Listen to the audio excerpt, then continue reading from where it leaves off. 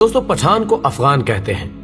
افغان اس لیے کہتے ہیں کہ افغان حضرت سلیمان علیہ السلام کے ایک بیٹے کا نام تھا اور ان کو جنات کی زبان سے پیار ہو گیا تھا، تو انہوں نے اپنے والد حضرت سلیمان علیہ السلام سے کہا کہ آپ جنات کو کہیے کہ مجھے اپنی زبان سکھائیں۔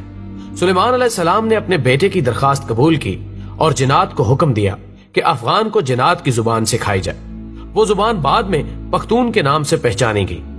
پٹھان کی اصلیت اور قومیت کے بارے میں جو دلائل ہیں وہ یہ کہ پٹھان حضرت ابراہیم علیہ السلام کی اولاد میں سے ہیں اور حضرت اسحاق علیہ السلام کی اولاد ہیں، اور قومیت سے بنی اسرائیل ہیں۔ دوستو اب سوال یہ ہے کہ افغان قوم کو پٹھان کیوں کہا جاتا ہے؟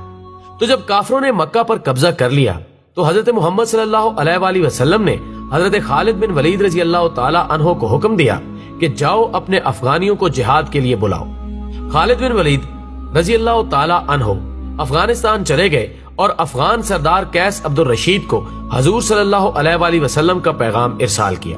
قیس عبد الرشید کی قیادت میں لشکر مکہ مکرمہ کی طرف روانہ ہوا۔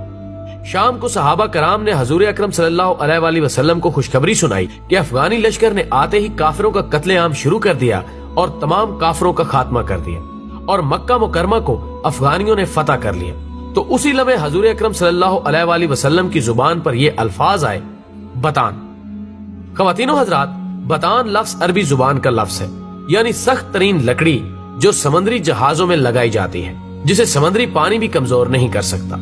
یہ لفظ جب بر صغیر پہنچا تو بتان سے پٹھان ہو گیا، اور اگر ان کی تاریخ کا تقابلی جائزہ لیا جائے تو فارسی میں پشتون، مقامی زبان میں پختون اور اردو میں پٹھان۔ یہ قوم دنیا بھر میں پھیلی ہوئی ایک غیرت مند قوم کے طور پر گردانی جاتی ہے، جن میں افغانستان، پاکستان اور بھارت اول نمبر پر ہے۔ دنیا میں پشتون اپنی وفا اور غیرت کے نام سے جانے جاتے ہیں۔ لفظ پشتون کا مطلب ہوتا ہے غیرت و وفا والا اور اپنی عزت اور دین پر مر مٹنے والا۔ پشتونوں نے قیام پاکستان میں بھی بھرپور حصہ لیا۔ بعض مورخین کے مطابق پٹھان آریائی یا یونانی نسل سے ہیں، اور بعض کے نزدیک یہ قیس عبد الرشید کی اولاد ہے، جبکہ تیسرے نظریے کے مطابق ان کا تعلق بنی اسرائیل کے گمگشتہ قبائل سے ہے۔